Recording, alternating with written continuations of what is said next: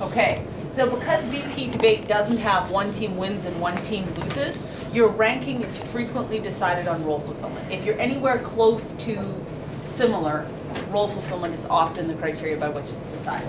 So we're just going to go through and talk about what is the role in each of the cases, just to be sure you're clear. And then I also want to talk with you about which of those things is most likely to decide the debate, and cheats that you can use to appear that you've fulfilled your role better than you have.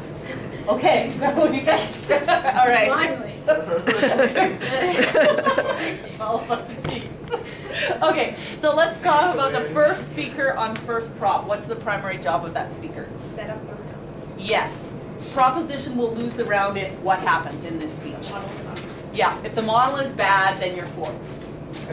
So that's why we're working on modeling. What else does this group, what does that first speaker have to do well in terms of role fulfillment? Yeah? Lay out the constructive case. Yes, and it has to be what's called the right case.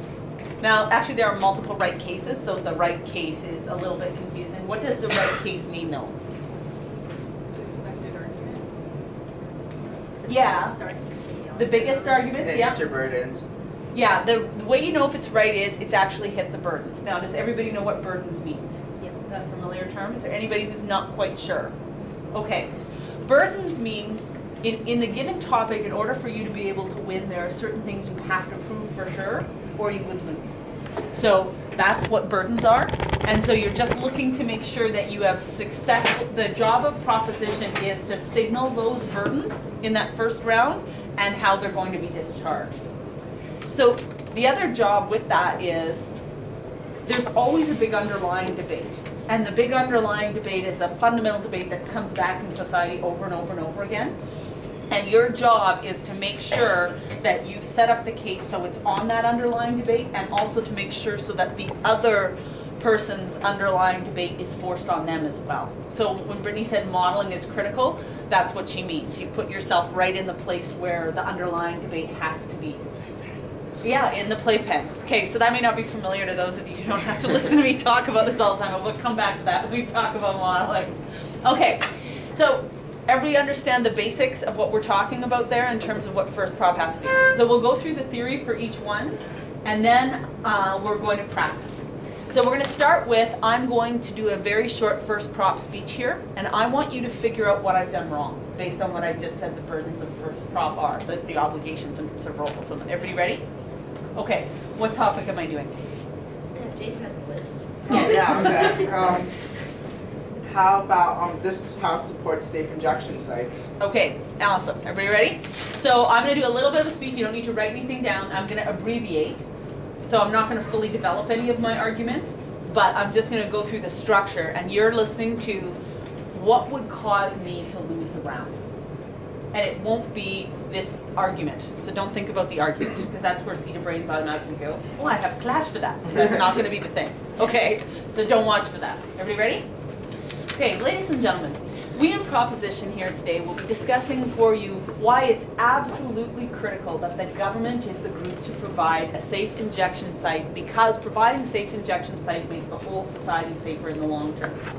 What I will be doing for you here in the first point is pointing out how addictions are mental health issues that cannot be addressed by criminalization. And then I will be explaining to you how the development of safe injection sites is the most likely way to address addiction. My partner will be talking to you about the bigger obligation of the government to protect the society as a whole, and how safe injection sites will do that. Our model for you today is that the federal government of Canada, in this particular case we'll be talking about, will be running safe injection sites. Okay, I've already lost the debate. Does anybody know why? Is it because you none of your argumentation had anything to do with the government running it? Well, I kind of said my third argument might be, but you're right that it's a problem. Your instinct is good. And anybody else help me out? Yeah? Like, your model was really vague. It's like, oh, safe injection sites, not really specifying what was. Okay, what is the job of a model precisely? Explain what the debate is about. Set the parameters. Yeah, the job of a model actually is to box the debate into a particular area, a fair area, like not an unfair area, but to kind of put it into a specific area. And the job of the model is also to anticipate potential things that might knock the debate off and prevent those from being the focus of the debate. So I did two things not particularly well. One is my argumentation, although it's kind of close to the main point of the debate, isn't really very clear. It's a little bit muddy. And the second thing that I did wrong is my model didn't bring greater clarity. It was kind of my arguments recycled. Could you hear how it's kind of just my argument over again? So if any of the other teams in the round are good, and my team doesn't develop greater clarity as I go explaining, my team will rank fourth. Just with what you heard there. And those were even mostly kind of the right arguments. They just weren't clear. Okay? So some other things that all debaters have to do in terms of role fulfillment, but we'll talk about them here because we're just starting. What other things do I have to do? Regardless of proper other, yeah? Yes, I've got to give and take POIs. Now I want to talk about how I as a judge rank who I hear. Because POIs are one of the primary things that experienced judges use to rank debaters. So I would automatically assume that you could only be average if you are giving to and taking to. That's just average where POI is concerned. If you do not give 2 POIs to each speaker or you don't take 2 POIs, then I automatically put you under average. Yeah. Because it's a 5-minute style, do you think taking 2 is acceptable, or do you think we should be trying to take more? I think taking 2 is what they will expect, but I'd listen to the judge's briefing. And you can ask that question outright. I would. Especially because then, like usually, given who's hosting, my guess is that the judge's briefing will be open to debaters. So that's a fine question to ask. Yeah. Okay, any other